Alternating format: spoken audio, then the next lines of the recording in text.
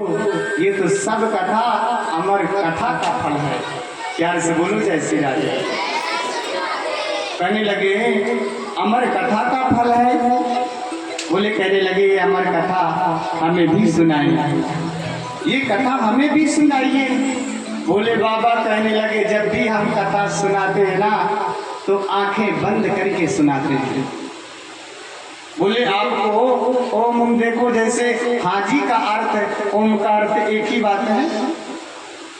संस्कृत में ओम बोलते हैं और जो हिंदी में हम हाजी बोलते हैं, इनका अर्थ एक ही है। इसलिए भोले बाबा कैलाश पर्वत पर वहाँ कोई कुछ नहीं है, केवल शिव और माता पार्वती जी हैं। वहाँ एक सुखदेव का अंडा फूटा हुआ पड़ा हुआ था। कहने लगे शिव जी एक व्यासपीठ बनाई, माता पार्वती स्वयं श्रोता बन गए। जैसे आप लोग विराजमान है बैठे हैं, ऐसे ही माता पार्वती विराजमान होकर के कथा सुनने लगे। आंखें बंद करके शिव जी माता पार्वती को अमर कथा सुना रहे हैं। पहले दिन की कथा चल रही है और जो अंडा फूटा हुआ था वो जो है शाबूत हो गया, उसमें जीव आ गया। कथा सुन कर गया। ओम ओम माता पार्वती बोलती चली जा रही है, आवाज गति से कथा चल रही है। हमारे यहाँ जैसे थोड़ी कथा सुनी, कभी इधर पैर कर लिया, कभी व्यास मंच के तरफ पैर कर लिया, कभी इधर देख लिया, तो कभी मन कहीं घर में चल रहा है, तो कभी ये हो रहा कि अभी हमने तो डांगरों को तो गया, अभी घास चारा डाला नहीं। बिल्कुल एकाग्र होकर माता पार्वती कथा सुन रही है। दूसरे दिन की जैसी कथा प्रारंभ हुई, वो अंडा फूट गया, उसमें कलकल किरोड़ कर रहा, खेल रहा था। माता पार्वती ओम ओम बोलती चली जा रही हैं और शिव जी बढ़िया कथा माता पार्वती को सुनाते चले जा रहे हैं। बड़ा आनंदित हो रहे हैं, बड़ी एकाग्रता से मन लगाकर माता पार्वती कथा सुन रहे हैं। अब यहाँ चौथे दिन की कथा जब सुन रहे हैं, सुना रहे भोले बाबा, तो चौथे दिन की कथा हम लोग कृष्ण जन्मोत्सव मनाते हैं। उसमें नंद बाबा खूब रसगुल्ले बांटते हैं, खूब जाकर के दान देते हैं, खूब लुटाते हैं नंद बाबा, खूब खुशियाँ मनाते हैं। क्योंकि पुत्र की प्राप्ति हुई है, इसलिए खूब खुशी मना रहे हैं। जितने लोग अतिथि लोग आ रहे हैं खूब लुटा रहे हैं, इसलिए मन में प्रसन्नता हुई, खूब खुशियाँ मना रहे हैं। इतना गदगद हो गया पक्षी, इतना खुश हुआ कृष्ण जन्म की कथा सुन करके। पांचवें दिन की लगातार कथा चल रही थी, और देखो लगातार कथा जब चलती है तो थकान भी हो जाती है। योगेश योग विन्यासा कह रहे हैं, योग क्या है, संन्यास क्या है, त्याग क्या है, इसके बारे में बता रहे हैं। देखो तीन बातें बहुत अच्छी बताई हैं। भागवत वो बिल्कुल एक आसन पर बैठकर कथा सुननी चाहिए, फिर भी फालतू की बातें बीच में बोलनी भी नहीं चाहिए। अगर बोलना है तो या जय श्री राधे, या जय श्री श्याम, या जय श्री कृष्णा, ये बोलना है, और केवल मन लगाकर कथा सुनना है। फिर कह रहे हैं बीच में उठना भी नहीं चाहिए, बेफालतू की बातें बोलना भी नहीं चाहिए, सच्चे मन से एकाग्रता से कथा सुननी चाहिए।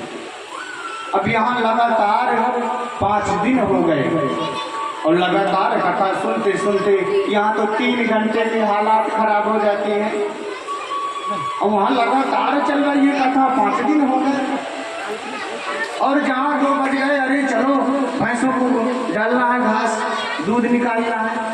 तो ऐसे ही माता पार्वती को जो 5 दिन कथा सुनी और वो सो गए। और वो सुखदेव जी जो वहाँ पर थे वो कहने लगे, उन्हें माता जी को नींद आ गई, कहने लगे कहीं कथा विश्राम न ले ले।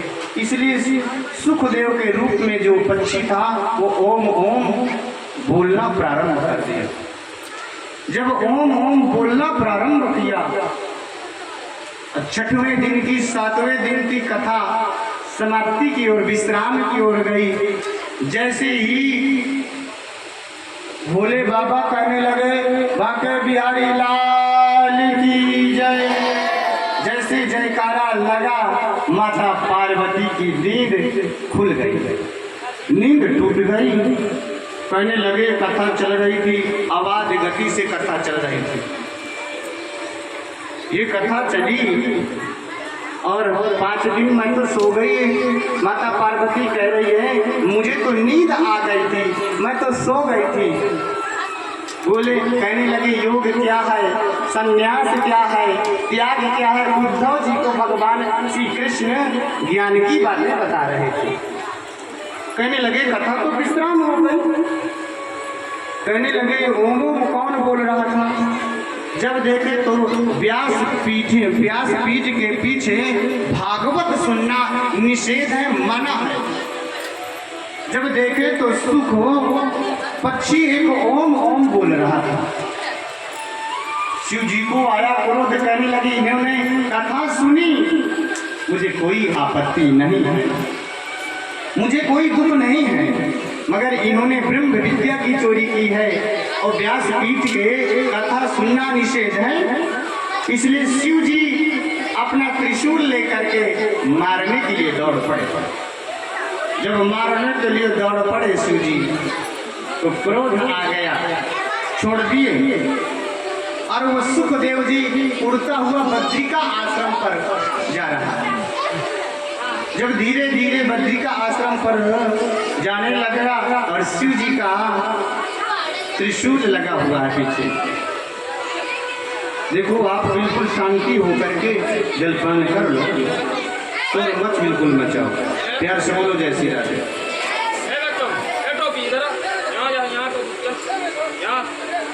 इस बात को कहने लगे बोले बाबा। जब जाकर कहने लगे बताओ, अब वहां पर महर्षि वेद व्यास की पत्नी है जिनका नाम है विदिका देवी। पति देव से महर्षि वेद व्यास से कहने लगी देखो इतना समय बीत गया, बुढ़ापा आ गया, मेरे कोई पुत्र नहीं हुआ। महर्षि वेद व्यास कहने लगे आप क्यों चिंता कर रहे हैं, आप क्यों चिंता कर रहे हैं, आपको पुत्र होगा। सुखदेव जी सूक्ष्म रूप लेकर के आए और सूक्ष्म रूप लेकर के आकर के सीधे गर्भ में चले गए। शिव जी का जो त्रिशूल था घूम फिर करके वापिस आ गया। वही सुखदेव जी 1-2 नहीं वर्ष 12 वर्ष तक गर्भ में ही मंदिर बना दिया, जिसकी हम निंदा करते हैं। गर्भवासम समम दुखम न भूतो न भविष्यति। गर्भ में मत आओ, मुक्ति पाओ, गर्भ में बहुत दुख मिलता है। कह रहे हैं बता रहे माँ को तो दूसरा जन्म मिलता है। जब बालक गर्भ में होता है तो फिर बहुत याचना करता है बालक, और 7वें महीने का उस बालक को जन्म जन्मांतर की याद आने लगती है और उसे छोटे छोटे कीटाणु काटते हैं। माँ जैसा अन्न खा लिया, दूध गर्म पी लिया, मिर्च खा लिया, तो उसे कष्ट होता है उस बालक को, और कहता है बड़ी बड़ी तपस्या करता है मुझे इस नरक कुंड से निकालो, मैं अब दोबारा नहीं आऊँगा, मैं बहुत तपस्या करूँगा। भगवान कहते तुम गर्भ की स्तुति गर्भ में ही छोड़ दोगे, इसलिए बहुत प्रतिज्ञा करता है मुझे निकालो बाहर। ऐसे ही सुखदेव जी जिस गर्भ की करें गर्भ में मत आओ, मुक्ति पाओ, गर्भवासम समम दुखम न भूतो न भविष्यति। उसी गर्भ को सुखदेव जी मंदिर बना दिया। 1-2 वर्ष नहीं 12 वर्ष तक। बोलो सुखदेव भगवान की जय। महर्षि वेदव्यास की जो पत्नी है जिनका नाम है विदिका देवी, कहने लगे देखो इतने वर्ष हो गए, मेरे गर्भ से तो मंत्रों का उच्चारण हो रहा है, महर्षि वेद व्यास जी कहने लगे, देखो आपके घर में जरूर कोई ज्ञानी महापुरुष है, जरूर ज्ञानी महापुरुष है। इस बात को कहने लगे बालक बाहर आओ, माता श्री को कष्ट हो रहा है। कहने लगे नहीं हम नहीं आएंगे। बोले क्यों नहीं आओगे? बोले आते ही विष्णु की माया पकड़ लेगी, इसलिए हम नहीं आएंगे। बोले माता श्री को कष्ट हो रहा है, पुत्र आप बाहर आओ, मैं वचन देता हूँ कि माया का कोई असर नहीं होगा। बोले मैं आपकी बात क्या मानूं कि माया का असर नहीं होगा? बोले एक की मैं बात मान सकता हूँ।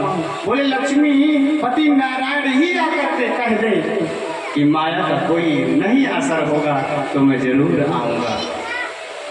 भगवान को आना पड़ा और कहने लगे पुत्र आप बाहर आइए, माया का कोई असर नहीं होगा, आप आइए तो सही। तो यम प्रव्रजं तुमपेत कृत्यम द्वैपायनो विरह का तरया जुहाओ पुत्रे तु तन्मयतया तरबो विनेदु तम सर्वभूत हृदयं मुनिमानतोष्मि। जन्म लेते ही संन्यास ग्रहण कर लिया। जब जन्म होता है बालक का धीरे धीरे नाम संस्कार होता है, उसका हवन होता है, पूजन होता है, जनेऊ संस्कार, पाटी पूजन, और यहाँ जन्म लेते ही संन्यास ग्रहण कर लिया। सीधे वन की ओर जाने लग गए। जैसे वन